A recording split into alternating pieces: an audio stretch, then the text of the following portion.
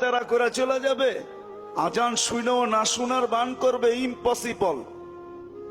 আল্লাহ ডাকবে আর আসবে না। যৌবন কে দিল?